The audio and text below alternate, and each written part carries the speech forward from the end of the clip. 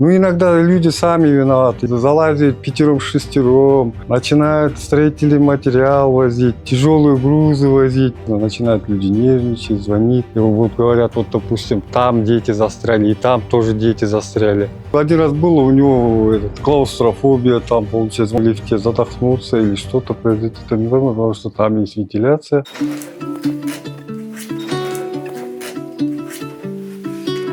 Круглосуточно у нас находятся все лифты под наблюдением. Мы делаем, то есть, ремонт, эвакуации по всему городу.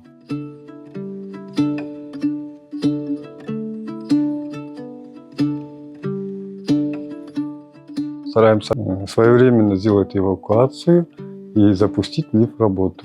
То есть отремонтировать и запустить лифт в работу. Из-за этого поломки тут. Сейчас, минуту. Алло. Вас слушает. Хорошо, я вас слушаю. Адрес. А есть ваша заявка? Есть. Хорошо, заявка есть у вас. Чуть-чуть терпения. Придут сейчас механики, все вам сделают там. В работу запустят. Чуть-чуть проявите терпение. Угу, спасибо.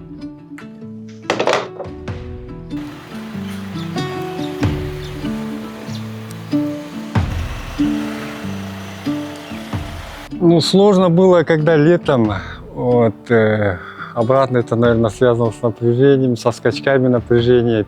У нас очень много вызовов, эвакуаций было.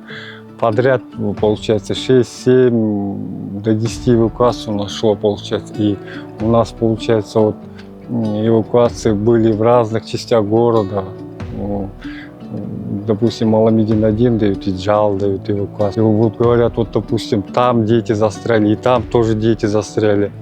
И надо выбирать, куда быстрее, куда ближе, или какую первую дали, поступил звонок, куда первая эвакуация.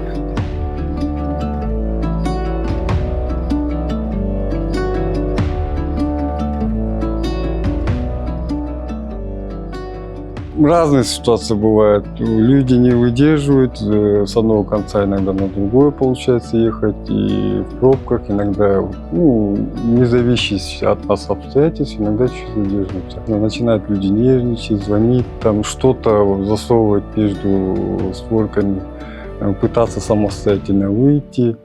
Но это все не рекомендуется.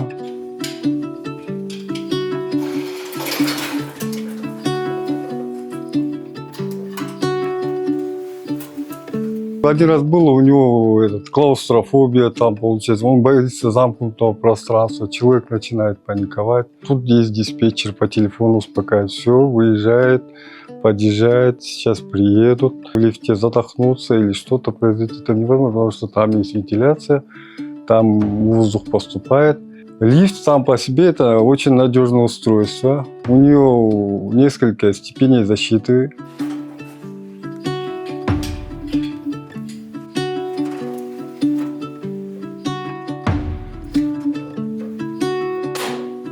Ну, иногда люди сами виноваты. Залазят пятером-шестером, начинают строительный материал возить, тяжелые грузы возить, потом сами залезут еще там, я не знаю, с сумками, и просто-напросто лифт перегруз получается. Из-за этого лифт останавливается. 90% поломок всех лифтов это двери получается. Просто-напросто они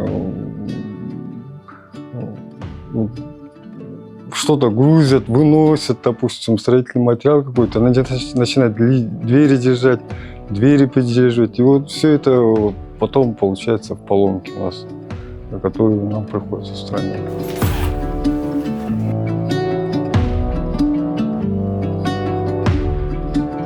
Семья нормально относится, они тоже привыкли, получается. Я им тоже иногда видеоотчеты скидываю, иногда лайк, папа работает. Ну вот так и работаем, получается. Куда шүгүр деш керек, что жұмыш бар. Сейчас вот все начало обновляться, запчасти все есть, барын заказывают.